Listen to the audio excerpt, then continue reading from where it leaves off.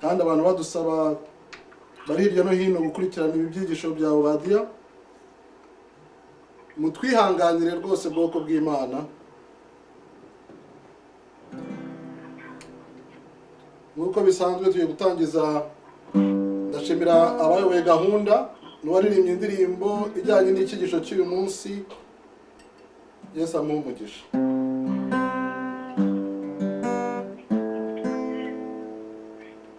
Tugiye gutangiza indirimbo yacu ya Zaburi ya 34 dusanzwe dutangiza. Abashaka kudukurikira kuri Facebook babikora ku ngubu batangiye kudukurikirana. Wilson Sembeba shaka kurikirana mutureba kandi mwumva n'ibyo tuvuga kugira ngo atagira usinzira. Yesu abagirire neza. Nzahora mpimbaza Uhoraho iminsi yose, ishimwe rizaba mu kanwa kanjye. Nzahora mpimbaza Uhoraho iminsi yose, ishimwe rizaba mu kanwa kanjye. Uhoraho niwe umutima wanjye uzokwirata, uzokwirata. Baciye bugufi ntibasabyumva, banezerwe nimuhimbazanye nanjye Uhoraho. Dushyire hejuru izina ryiwe, nimwumvirize mumenye yuko Uhoraho aryoshye, kandi hahirwa abamumuhungiraho. Nimwumvirize mumenye yuko Uhoraho aryoshye, kandi hahirwa abamumuhungiraho. Uhoraho niwe umutima wanjye uzokwirata, uzokwirata. Baciye bugufi ntibazabyumva, banezerwe nimuhimbazanye nanjye Uhoraho. Dushyire hejuru izina ryiwe. Umumarayika Uhoraho ahagaze impande zombi z'abamwubaha akabarokora. Umumarayika Uhoraho ahagaze impande zombi z'abamwubaha akabarokora. Uhoraho niwe umutima wanjye uzokwirata, uzokwirata. Baciye bugufi bazabyumva, banezerwe nimuhimbazanye nanjye Uhoraho. Dushyire hejuru izina ryiwe, dushyire hejuru izina ryiwe, dushyire hejuru izina ryiwe. Amen.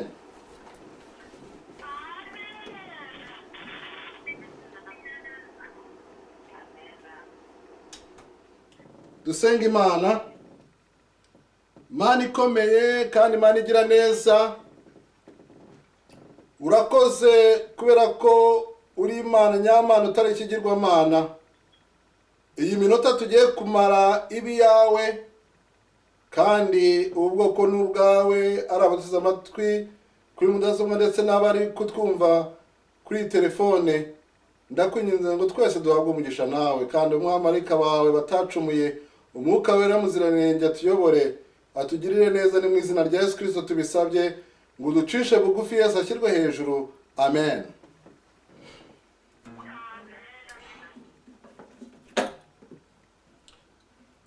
Turakomeza icyigisho cyo mu gitabo cya Obadiya. Amen. Reka tujye muri Obadiya kugira ngo iki cyigisho tuzakiga igihe kirekire. Tugiye kujya muri Obadiya. Igitabo cya Obadiya ni igice kimwe gusa, ni igitabo gikomeye kirimo ubwenge bwinshi. Abo tumaze iminsi twigana, iki ni igice cya gatatu. Yesu ashimwe cyane. ndabizi neza ntashidikanya yuko abo turi kumwe bamaze no gusobanukirwa n'intambara iyo ariyo, bamaze no gusobanukirwa Edomu uwo ari we, bamaze no gusobanukirwa Esawu uwo ari we ndetse na Yakobo. Ubushize twavuze kuri Esawu cyane, uyu munsi turavuga kuri Yakobo. Yesu ashimwe cyane.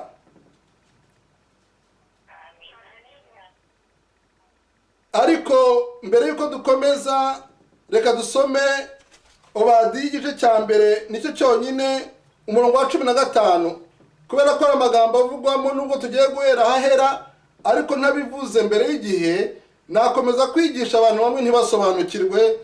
Yesu atugirire neza. Ndasoma mu ijambo ry'Imana. Obadiya igice cya mbere ku murongo wa 15 haravuga ngo, kuko umunsi w'Uwiteka uri hafi, uziye amahanga yose. Uko wagenje niko uzagenzwa, ibyo wagize bizagusubira ku mutwe.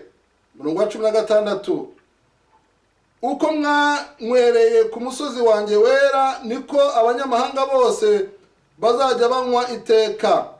Ni ukuri bazanywa bagotomere, kandi bazamera nk'abatigeze kubaho. 17, ariko ku musozi wa Siyoni hazaba barokotse, kandi hazaba hera. Yesu ashimwe cyane.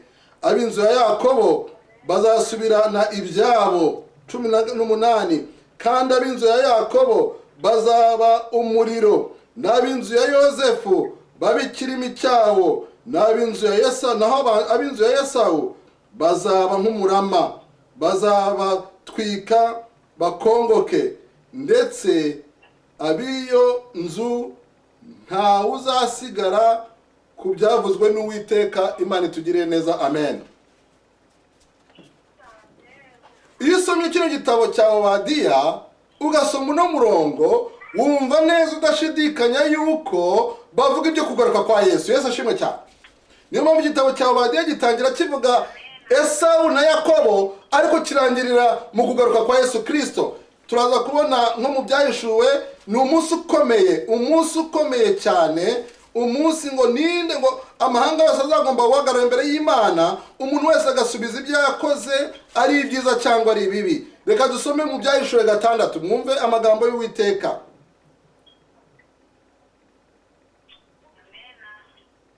Murongo wa 12, nuko mbona, turi gusoma mu byahishuwe 6 murongo wa 12. Uyu munsi turinjira mu buhanuzi gatoya, ariko igitabo cya Obadiya cyuzuye imbaraga z'Imana kugaruka kwa Yesu Kristo no gutegura umugeni wa Kristo. Yesu ashimwe cyane.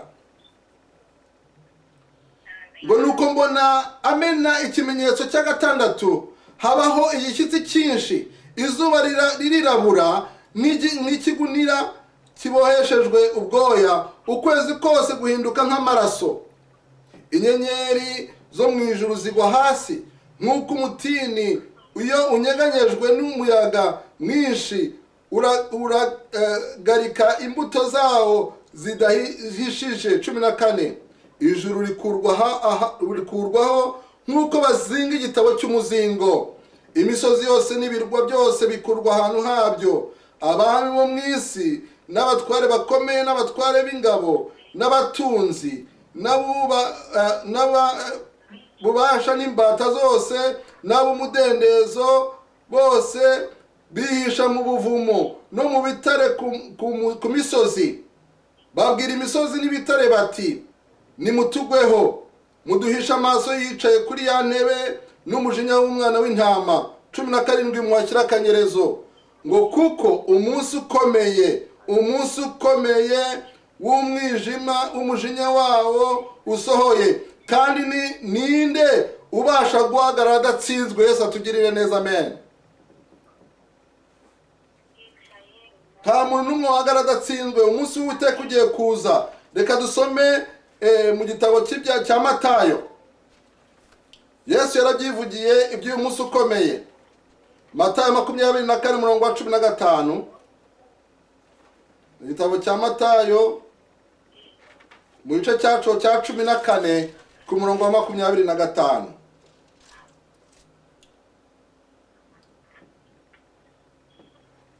Igitabo cya Matayo igice kigira 24 mumbabarire, 24 mumbabarire, umurongo wa 15 turasoma.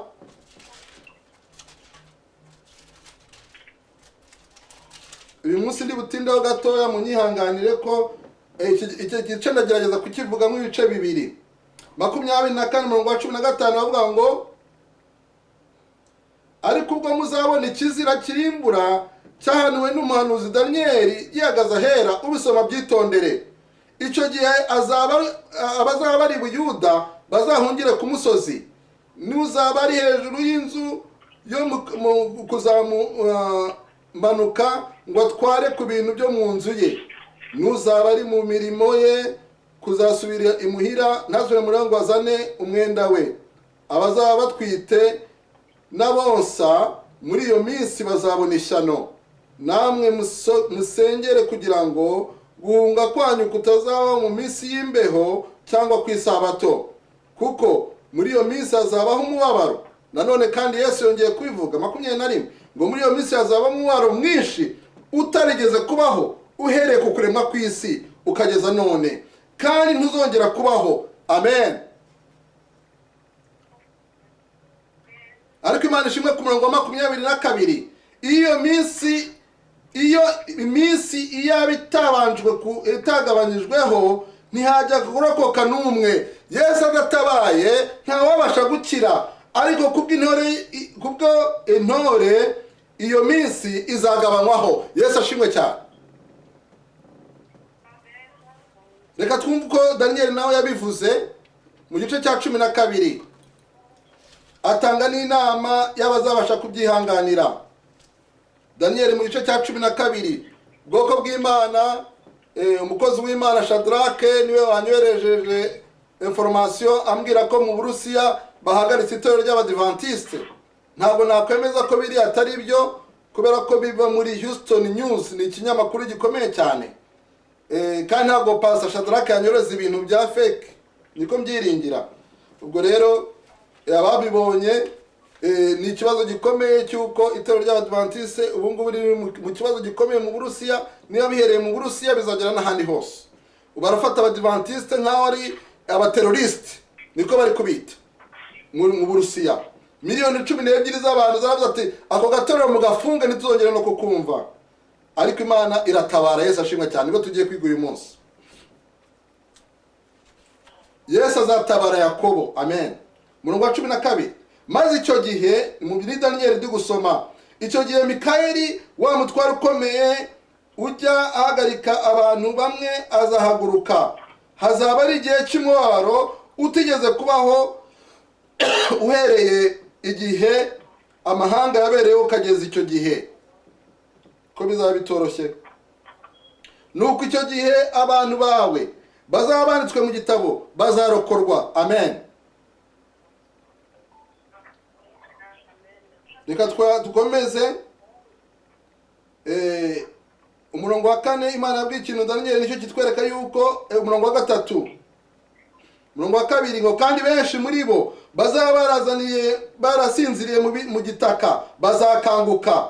Bamwe bazakangukira ubugingo buhoraho, abandi bazakangukira gukorwa n'isoni no gusuzugurwa n'iteka ryose. Umurongo wa 3, kandi abanyabwenge, Yesu agira neza, abanyabwenge bazarabagirana nk'umucyo wo mu isanzure ry'ijuru, n'abahinduriye benshi kuba abakiranutsi bazaka nk'inyenyeri iteka ryose. Amen. Umurongo wa 4, nuko Daniyeli, Imana yamubwira ngo, Daniyeli we, bumba icyo gitabo ugifatanyije ikimenyetso kugeza igihe cy'imperuka. Benshi bazajarajara hirya no hino, kandi ubwenge buzagwira. Hari abanyabwenge, hakaba n'ubwenge buzagwira. Hari abanyabwenge bo mu isi, hakaba n'abanyabwenge mu by'Imana. Yesu ashimwe cyane. Daniyeli bimutera ikibazo, ntabwo ndi bubijyemo cyane, ariko umurongo wa 8 ni ibintu byateye ubwoba Daniyeli. Ndabyumva ariko sinabimenya. Uwo ni Daniyeli. Mirako ndabaza nti, databuja, ikizaheruka ibindi muri ibyo ni ikihe?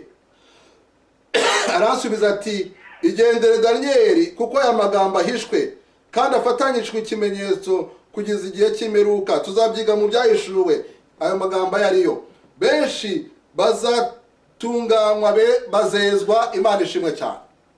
Ndagira ngo kukana mugasurinye umurongo wa 10 muyisurinye cyane, ngo benshi bazatunganywa bazezwa, bazacishwa mu ruganda, ariko ababi bazakomeza gukora ibibi, kandi nta n'umwe muri bo uzamenya, ariko abanyabwenge bazayamenya. Imana ishimwe cyane. Iyo usomye muri Yobu 28 umurongo wa 20 arabaza ngo mbese ubwenge buturuka hehe? Wajya ku murongo wa 28 hakavuga ngo dore kuba Uwiteka nibwo bwenge, kandi kuva mu byaha niko kujijuka. Izina ry'Imana habe icyubahiro. Murumva rero yuko murumva neza, murasobanukirwa nuko ari uko ibi bintu ni amabanga akomeye cyane. Igitabo cya Obadiya ni amabanga akomeye. Impamvu reka noneho turebe amagambo ari muri reka turebe amagambo ari muri Yeremiya 30. Aho naho muhitondere ko ndagira ngo ngere ku mugambi. Yeremiya igice cya 30. Igitabo cya Yeremiya igice cya 30 umurongo wa ku murongo wa 3. Umurongo wa 3 turavuga ngo dore igihe kizaza nzagarura abantu banjye b'Isirayeli n'ab'Iyuda bajyanwa ari imbohe, kandi nzatuma hagaruka mu gihugu nahaye basekuruza, babe ba nyiracyo, niko Uwiteka avuga. Amen. Murongo wa 4, aya niyo magambo Uwiteka yavuze kuri Isirayeli n'Abayuda. Uko niko Uwiteka avuga ati twumvishwe ijwi ryanjye n'umushyitsi n'ubwoba n'iry'amahoro. Nimubaze noneho murebe ko hari umugabo ugira ibise byo kubyara. Nawe none se niki gituma umugabo wese yifata mu mugongo nk'umugore uri kunda, mu maso hose hagasuhererwa? Murongo wa 7, uwo munsi urakomeye, nta wundi umeze nkawo. Ni igihe cy'umubabaro wa Yakobo, ariko azakirokokamo. Amen. Ni igihe cy'umubabaro wa Yakobo. Imana ivuga mu mvugo ebyiri. Imana itangira ivuga ab'Isirayeli bo mu mubiri, ikarangira ivuga ab'Isirayeli bo mu mwuka. Imana ishimwe cyane. Ndagira ngo munkurikire. Hariya dusomye muri Matayo 24 harimo ubuhanuzi bubiri. Harimo ubuhanuzi bwo kurimbuka kwa Yerusalemu, ngo nimubona umurimbuzi, ngo bisoma byitondere ngo ageze ahera. Ni igihe barimburaga urusengero rw'Imana bakarutwika. Ni igihe ab'Isirayeli bamaze gusobanukirwa, babwirwa umubiri ukomeye cyane yuko igiye kurimbuka. Abana b'Imana bari barasomye ubuhanuzi, bari barakwirira amategeko y'Imana, nta n'umwe warimbukiye muri Yerusalemu. Yesu ashimwe cyane. Habaye ibimenyetso ku ijuru nk'uko tubisoma. Babona amagare y'amafarashi arwanira hejuru. Babona ngo umuntu w'umusazi wazengurukaga umujyi avuga ngo Yerusalemu irarimbutse, Yerusalemu irarimbutse, bakamugira urw'amenyo. Urugi rwajyaga rufungurwa n'abagabo 20, bagiye kubona rurifunguye. Ibyo byari ibimenyetso ko bari hafi guterwa. Abana b'Imana baryana inzara, barambuka bajya mu misozi. Nta mwana w'Imana wapfiriye muri Yerusalemu. Yesu ashimwe cyane. N'uyu munsi wa none abana b'Imana bakurikira ibimenyetso byo kugaruka kwa Yesu bagiye kuzatsinda. N'ubu ngubu kandi batangiye bavuga yuko muzi neza yuko mbere ko Yesu agaruka, abenshi b'Abisirayeli bazasubira muri Isirayeli, basubira iwabo nk'uko ijambo ry'Imana ryabihanuye. Amena. Ubu byaratangiye, abo Abisirayeli benshi barimo gutaha, kandi kizaba ari igihe cyo kugira ngo abana b'Imana basobanukirwe. Reka noneho baravuze ngo kizaba ari igihe cy'amakuba ya Yakobo. Mbese bishatse kuvuga iki bwoko bw'Imana? aho ngaho nongera ngo mwumve uyu munsi wa none. Ndagira ngo nkubwire ko Imana ari Imana ya Yakobo. Yesu ashimwe cyane. Ubushize twavuze ibya Esau ukuntu ari mwiza ariko ntacyo afite.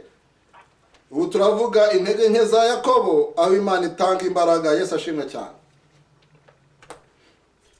Reka dusome mw'itangiriro kugira ngo twumve ibya Yakobo. Yakobo twamaze gusobanukirwa n'urugendo rwe.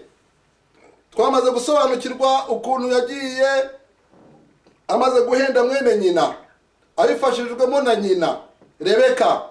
Aragenda ajya kwa Labani. Amaze kugerayo abenguka Rasheli. Amaze gukora Rasheli bagiye kumuha ninjoro bamuha Leya. Biramubabaza. Yari yarahendanye nayo baramuhenze. Nuko Labani turongera ko indi myaka 7 akora imyaka 14, yamaze imyaka 20 kwa Labani. Kugeza igihe Imana yamubwiye ati ibintu bimeze nabi, itaye urugende. Nyina yari yaramubwiye yuko ibintu nibigenda neza azamutumaho akaza abonye guturuka kwa Esau. Ariko Esau we yari yarakoze ibintu bikomeye. Reka turebe mu Itangiriro 32. Nta kazi ko kuvuga Imana Yakobo yarakoze. Icyo bitubwira nuko umugore we Rasheli yibye Imana za Labani, azicaraho baje kuzishaka aravuga ngo ari mu mihango ngo batagira umureba kandi yazitwaye. Bahagiriye umuvumo ndetse Rasheli yaje no gupfa arimo kubyara Benjamini. Ibyo muzabisoma mu Itangiriro were mu murongo wa 25 kuzamura kugeza muri za 30 n'izindi. Reka turebe mu Itangiriro 32 umurongo wa 2. Ayo makuba ya Yakobo abana b'Imana bagiye kwinjiramo. Uyu munsi turasoma igitabo cy'intambara ikomeye. Yesu abagirire neza. Amen. Yakobo 32 umurongo wa 2. Yakobo akomeza urugendo. Abamarayika b'Imana bahura nawe. Yakobo abonye aravuga ati aba ni umutwe w'ingabo z'Imana. Yitaho hantu Mahanayimu. Amen. Iyo ugiye guhura n'ikintu gikomeye mu buzima bwawe, Yesu aragutegura. Yesu ashimwe cyane. Mbere yuko habaho kurimbuka kwa Sodomu ni Gomora, Imana yasuye Abrahamu. Amen. Iteka ryose yagiye kuba ikintu gikomeye mu buzima bwawe, Imana iratabara. Imana yarizi yuko Yakobo afite umutima umucira urubanza kubera ko yagiriye nabi mwene nyina akamuhuguza. Yari afite mu mutima we kutibabarira. Yarazi yuko ashobora guhura n'ibibazo. Ati ikintu kimbabaje nuko ngiye kwicwa na mwene mama tutiyunze.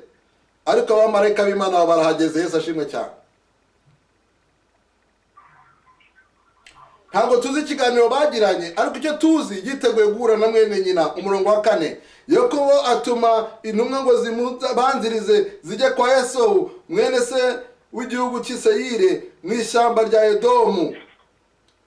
Arabategeka ati muzabwire databuja Esau muti umugaragu wawe Yakobo ngo yabanaga na Labani ageze ubu, kandi muti afite inka n'indogobe. Yakobo yari akiri umuhendanyi. Yesu amubabarire.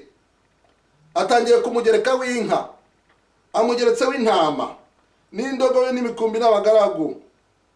None adutumye kuza kubikubwira databuja kugira ngo akugireho umugisha.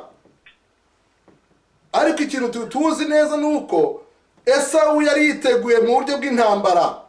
Yari afite abarwanyi nkuko biritubwira. Yakobo yari afite abashumba, yari afite intwaro. Yakobo yari afite inkoni. Ntabwo yari yiteguye guhura n'umwanzi. Izo ntumwa zisubira aho Yakobo ari, ziramubwira ziti twageze kuri mwene so Esau, kandi araza kugusanganira azanye n'abantu 400. Namwe nimwibaza, afite abantu 400 bamuherekeje. Yakobo aratinya cyane, ahagarika umutima. Abantu bari kumwe nawe n'imikumbi n'amashyo n'ingamiya abigabanyamo imitwe 2. Ati Esau yatungukira kuri umutwe umwe akawurimbura, usigaye wakira. Yarari iyo amagara aterewe hejuru umuntu asamaye, niko bajya bavuga.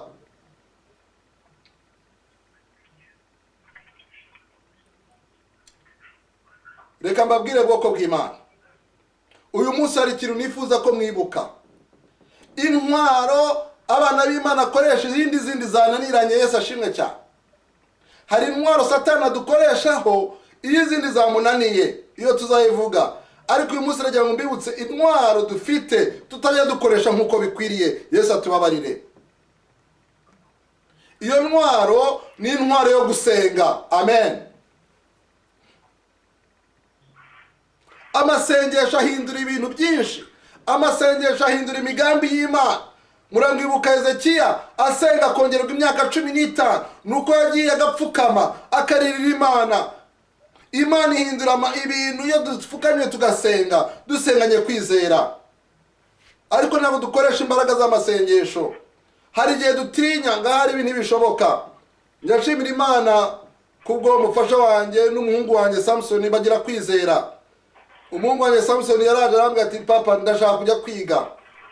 Ariko ndashaka kujya kwiga muri university nabonye iri muri Texas. Nese mwana wanjye wakwizana kuri za nduruzi yenda ukajya unataha amafaranga tuzayavamo.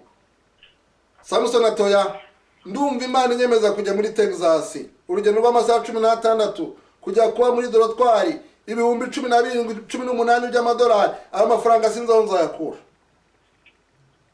Arambwira ati data ntugire ikibazo, Yesu arakize. Amena. Harimo abizera imbaraga z'amasengesho. Nuko afata umuhanda aratwara amasaha 16-17. Umuntu umushuti we umuzungu amuhereza imodoka. Arambwira ati imodoka ndayiguhaye kandi na silence ndakwishyuriye. Yesu ashimwe cyane. Ndavuga ni wa mwana afite kwizera koko. Aragenda ageze Texas, mvugana nabo bati nibura uzajya wishyura amadolari 600. Ndetse bigezaho na mama we batubwira bati umwana ni mu mutware ntago sinzi ko azabasha kwiga. Samson arambwira ati ndi mu masengesho kandi Imana izakora ibikomeye. Imana ishimwe cyane. Hari imbaraga mu gusenga. Mu kwezi kwa mbere ubwo igihembwe kirarangiye baramuretse ararangije, icya kabiri ntangira kweza amadolari 600-500 natanze mu kwezi ku itariki ya 16 z'ukwa mbere. Ndavuga ni nzajya nkora nishyura ariko umwana wanjye yige mu ishuri ry'Abadventiste. Nuko mu gihe twari muri ibyo twigushora nka Yakobo, ngo Yakobo yaravuze ati reka nkore strategy, ngo reka nkore strategy ukuntu ngo niyica bamwe abandi bazakira. Yatangiye gukora bya migambi ye ya kera, ngo hari ndamuha amashyo ndamubwira ko nkize azaza twara ibyo bintu ndekera abantu. Yarakiri Yakobo umuhendanye. Imana ishimwe kubera ko yakiranye nawe. Yesu ashimwe cyane. Kugira ngo umwereke ko ari umunyantege akeneye Kristo. Nuko Samson atangira gusenga. Na mama arasenga, natwe turasenga. Tugiye twumva araduhamagara tugira tereka ikibazo Yesu yagitunganije. Yesu ashimwe cyane. Byagenze bitese ati bantoreye kuba perezida w'abanyeshuri kandi yamaze igihembwe kimwe gusa, ni ishuri rinini cyane. Ati bantoreye kuba perezida w'abanyeshuri bose bavuze ko amasomo yanjye bazayishyura ku buntu. Yesu ashimwe cyane. Kwizera ugasenga, gusenga bihindura ibintu. Hari igihe umuntu arwara amasengesho akamanuka, wajye kubona ukabona ibitangaza birakoretse. Ibyo abaganga bahakanye Yesu akabishobora. Amena.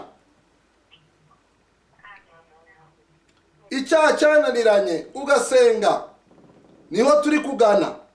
Kubera ko madamu wati yaranditse ngo mbere y'uko itorero rigira ishusho ya Kristo ntabwo Yesu azagaruka. Bizadufata indi myaka tuzenguruke mu butayu. Kuzagira ishusho ya Kristo biragoranye. Hari abantu bibwira ngo Yesu naza bazasa nawe. Reka da, tugomba gutangira uyu munsi wa none. Ugatsinda akantu gatoya Imana ikagushyira ku kanini. Ugatsinda ibyinda Imana ikakujyana mu itanura cyangwa mu rwobo rw'intare. Abana b'Abaheburayo muri Daniel igice cya 8 mwiza icyo gitabo ngo bagambira mu mutima kutaziyandurisha ibyo kurya b'umwami. Yesu ashimwe cyane.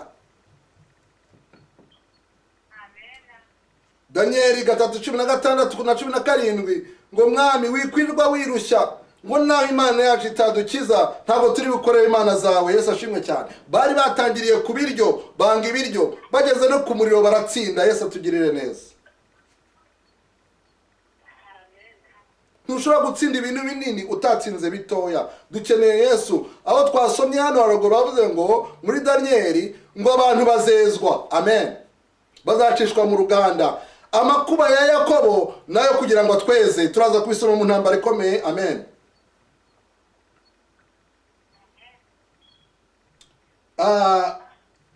Yakobo rero ubwoba buramwishe. Ku murongo wa 10, impamvu navuze ko gusenga ari 911 nuko Yakobo, iyo umuntu arwaye, iyo ugiye gukora accident, mbese usoma Bibiliya, bwoko bw'Imana munsubize, ubona umwanya wo gusoma Bibiliya? Ntabwo ubona umwanya. Iyo wugarijwe n'ikintu umuntu yenda kukwica, mbese nusengera mutima ngo Mana nkiza, nta nuvuga amagambo menshi ngo data wa Yakobo na Esau, ntabwo uvuga ibyo, ntabwo uvuga amagambo maremare, uravuga uti Mana nkiza ntabara. Nuko twita amasengesho y'amatagaragasi, ariko ni ya yandi usenga.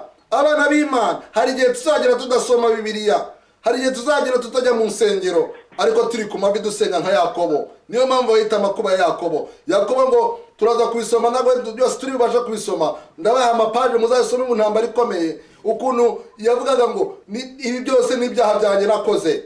Ariko ndagira ngo ngubitse ko uyu munsi uri Imana ya Yakobo ngo izadukiza itweze. Yesu ashimwe cyane. Umurongo wa 10 mwumva ukuntu byagenze, wa 32. Kandi Yakobo arambaza ati ajya ku mavi. Yesu ashimwe cyane. Byari byakomeye. Iyo byakomeye abantu bajya ku mavi, Yesu agira neza. Muri jenoside abantu bari bagiye kwicwa, ntabwo babonye umwanya wo kuvuga ngo mureke tubanze dusenge. Hari umuhungu w'inshuti yacu w'Ibutare bashyize muri wese, amaramwe iminsi 3, abantu bamwumva bamujugunyemo, avugana n'abantu kugeza igihe yapfiriye, bwoko bw'Imana. Aho ngaho simpamya ko yasomaga Bibiliya, ahubwo yarasengaga. Byari ikintu kibabaje cyane. Nje barabimbwiye numva ubwenge bwanjye burayobye ko ndamuzi. N'abandi bagiye bahura n'ibibazo. Nawe iyo wahuye n'ibibazo warembye mu bitaro, ntabwo ubona umwanya wo kuvuga ngo ugiye gusoma Bibiliya. Uravuga uti Mana nkura muri ibi bitaro, Mana nkora igitangaza. Ngo nta masengesho azasengwa n'abana b'Imana, ubwo Esau wo muri iyi si bazaba yiteguye kubica, ngo maze Yesu abatabare. Amen. Turaza kubibona. Ngo kandi Yakobo arasenga ati Mana ya sokuru Aburahamu, Mana ya data Isaka, Uwiteka niwambwiye uti subira mu gihugu cyanyu muri bene wanyu, nanjye nzakugirira neza. Umurongo wa 11, ku mbabazi zose n'umurava wose wagiriye umugaragu wawe, sinarinkwiriye guhabwa sinarinkwiriye guhabwaho n'ibyoroheje hanyuma y'abandi. Ndabizi ko ndi umunyabyaha Mana, ariko ntabara. Yesu ashimwe cyane. Kuko nambutse Yorodani, iyi mfite inkoni nsa, none mpindutse imitwe 2. Ndakwinginze unkize mwene data Esau, kuko mutinya ngo ataza kunyica n'abana n'aba nyina. Nawe warambwiye uti sinzabura kukugirira neza, nzahwanya urubaro rwawe n'umusenyi wo ku nyanja utabarika. Nzabaha intambwe 7 z'amasengesho. Yesu ashimwe cyane. Muzanyibutse ubutaha, nzabaha ibintu 7 ukora kugira ngo witegure gusenga. Amen.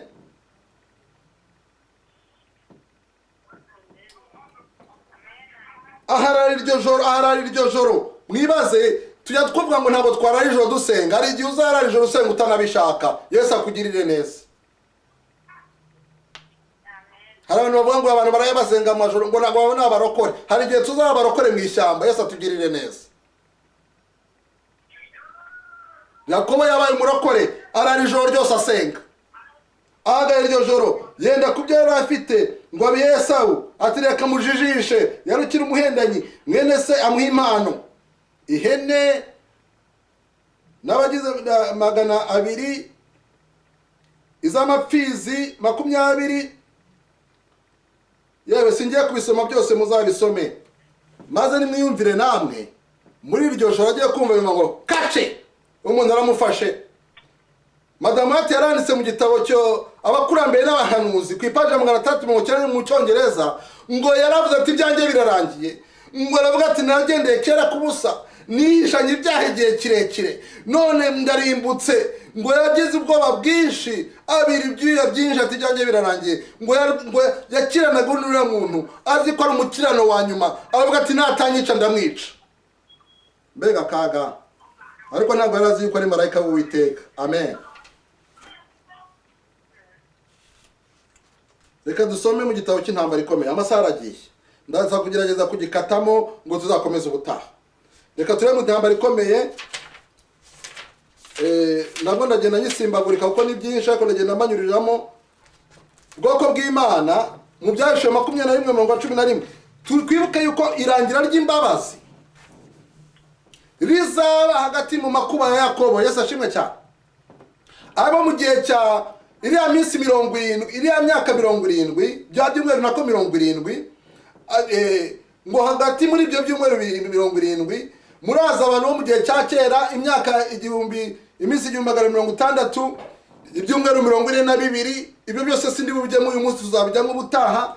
Ariko ikintu ushaka kubabwira ni ukubitsa ko igihe kigiye kugera, Yesu ashyireho iherezo. Reka dusome mu ntambara ikomeye muri 520. Ndagira ngo tuhasome noneho tugira aho turangiriza ku ipaji ya 520 abafite mu gice cya 39 mu nkurikire. Ngo maze icyo gihe Mikayeli wa mutware ukomeye ujya uhagararira abantu bawe bazahaguruka. Hazaba ari igihe cy'umubabaro utarigeze kubaho, uhereye igihe amahanga yabereyeho ukageza icyo gihe. Nuko icyo gihe abantu bawe bazaba banditswe mu gitabo bazakizwa. Mugomba kumva neza yuko igihe kaga ka Yakobo kazaba gatangiye, imbabazi zaba zarangiye. Yesu ashimwe cyane. Ibyo mwavuga ngo turabibwirwa n'iki? Amagambo akurikiye: igihe ubutumwa bwa marayika wa gatatu buzaba burangije umurimo wabwo ku banyabyaha bo mu isi yacumuye, imbabazi z'Imana zizaba zirangiye. Umurimo wari washizwe ubwoko bw'Imana uzaba urangiye, ntabwo uzaba ukibasha kwigisha abantu. Abantu bazaba barabonye imvura y'itumba, ari byo guhembura guherutse ku Mwami Imana. Bazaba biteguye rwose guhangana n'ibigeragezo bagiye gusakirana nabyo. Elena White yeretswe abamarayika bacuranaga hagati y'ijuru n'isi. Umumarayika ava mu isi atangaza n'inshingano yarahawe irarangije. Ikigeragezo giheruka cyamaze kugera ku isi, kandi umuntu wese wagaragaje ko ari intahemuka ku Mana yashyizeho ikimenyetso cyayo. Nuko Yesu arangiza umurimo we wo gusabira abanyabyaha imbabazi mu rusengero rwo mu ijuru. Reka mbabwire ubwoko bw'Imana, hari igihe Yesu azaba atakibasha gusabira imbabazi abanyabyaha. Umwanditsi umwe yaranditse ngo tuzageza ubwo tuzamara iminsi nta murengezi dufite. Abana b'Imana bagomba kubaho bakurikije uko Yesu yabagiriye neza, akabaha imbaraga. Yesu ashimwe cyane. Aho niho Yesu yavuze amagambo akakaye ngo abamarayika bikura amakamba. Nabundi nibo kubivuga mukomeje murabisoma ko ngo mbereke. Bikura amakamba y'abakira hasi bumvise amagambo akakaye avuye mu kanwa k'umujenerali wabo Yesu Kristo avuga ngo birarangiye. Ngo azaba ari amagambo Yesu adashaka kuvuga, ariko bizaba birangiye. Reka noneho twihute ku ipaji ya 522. Ubwo nibwo abantu b'Imana bazaba bageze mu gihe gikomeye cyuzuwe n'umuhanuzi, igihe cy'umubabaro wa Yakobo. Uko ni Uwiteka avuga ati: twumvishwe ijwi rizanywe n'umushyitsi n'ubwoba n'iry'amahoro. Twigire gato. Ijoro Yakobo yagiriyemo agahinda gakomeye ubwo yari asenga Imana kumukiza amaboko ya mukuru we Esawu. Byerekana uko abana b'Imana bazaba bameze mu gihe cy'umwaka uheruka. Yesu atugiriye neza. Amena. Kubera ubuhendanyi bwo kwishakira imigisha ya se yaragenewe Esawu, Yakobo yakijije amagara ye, atewe agahinda ko kuba yakwicwa na mukuru we. Nyuma y'imyaka myinshi mu buhungiro ku itegeko ry'Imana, aherekejwe n'abagore be n'abana, amashyo n'imikumbi, abashumba, abagaragu n'abaja, afata icyemezo cyo gusubira mu gihugu cyabo cya kavukire. ageze ku rugabano rw'igihugu cyabo, Yakobo yatewe ubwoba n'ubutumwa yahawe na ko Esawu aje kumusanga ari kumwe n'ingabo zifite intwaro. Yakobo abona ko Esawu aje kwihorera. Yakobo yari kumwe n'abantu batamenyereye intambara, badafite intwaro, batagira gitabara, biteguye gusa kuba ibitambo bazira icyo batazi. Nuko umutwaro w'ubwoba w'amaganya birushaho kumutsika. Yatewe agahinda no kwibuka kw'icyaha cye bwite aricyo kigiye kurimbuza abantu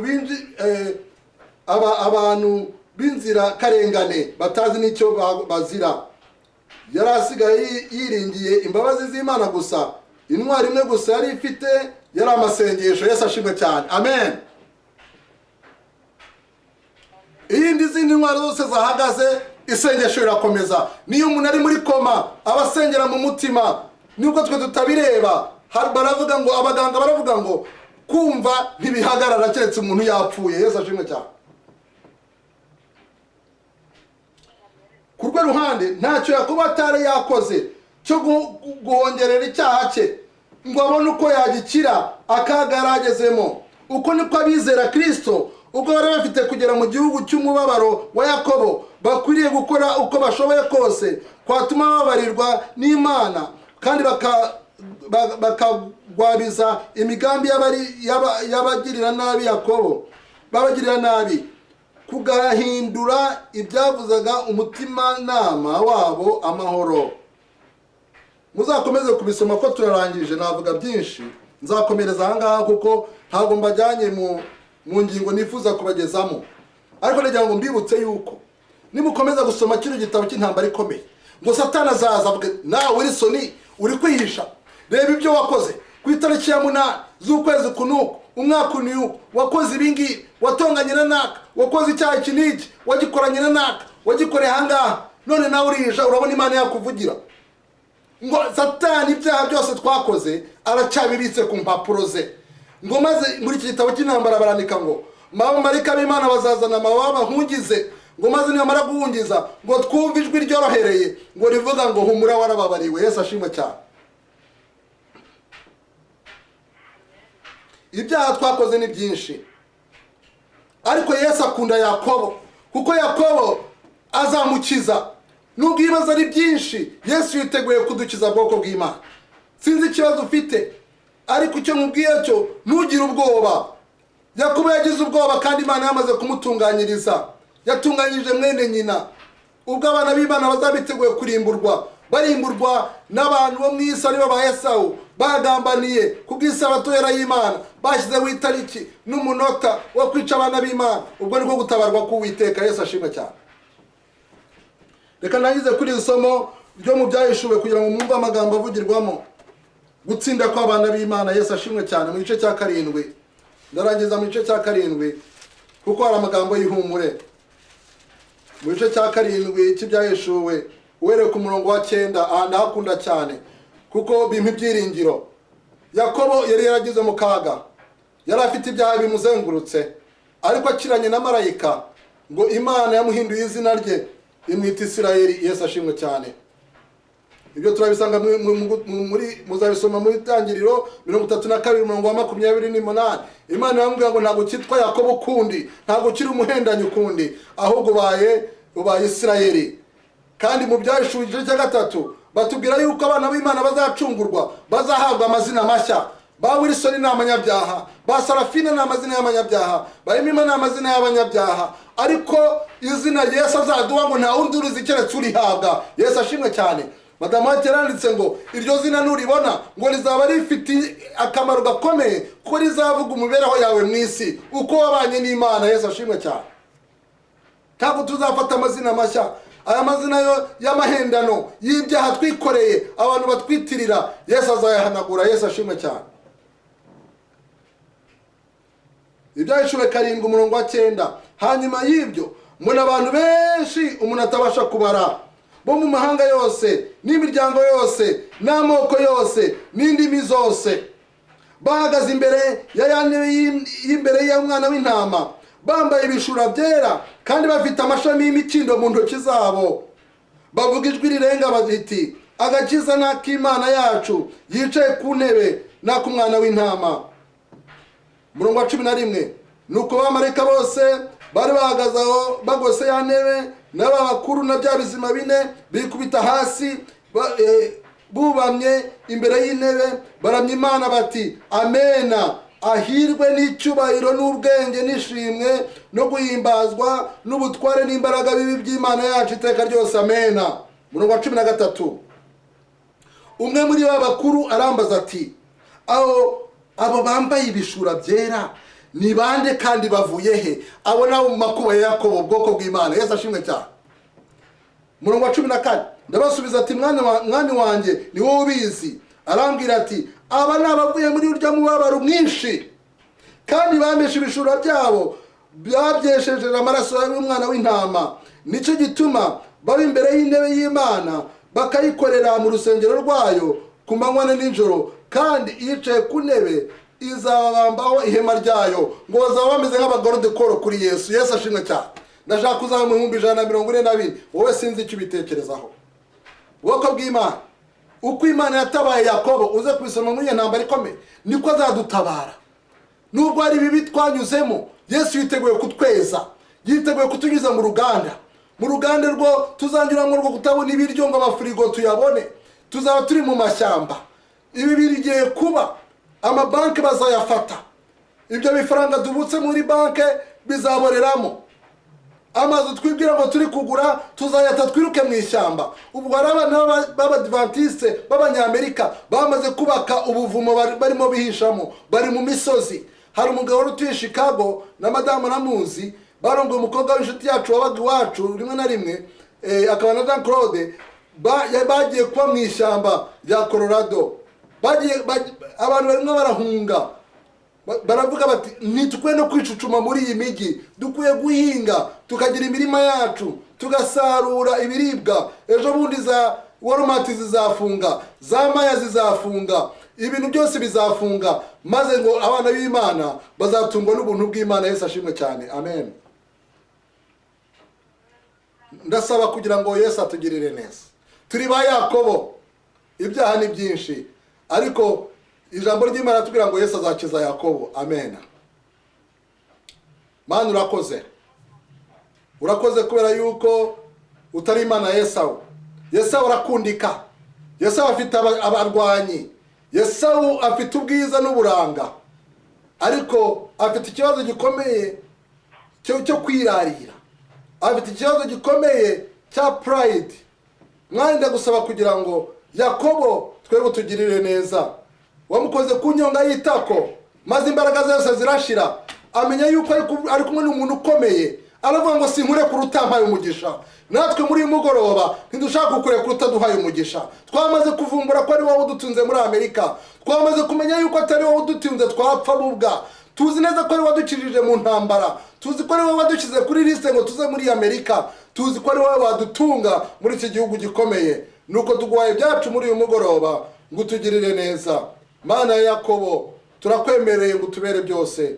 Ngo Yakobo azabukomeye, ngo ariko Esawu azahinduka ivumbi bitumurwa, azaba umuraba utumurwa. Nk'uko ijambo ry'Imana bivuga yuko ngo ku munsi w'amateka Uwiteka azakiza abakiranutsi, ngo ariko inzira y'ababi Yesu azayirimbura. Uyu mugoroba Yesu atugirire neza, ku isoko ndetse n'abadukurikira bose. Ni mu izina rya Yesu Kristo tubisenze, amen.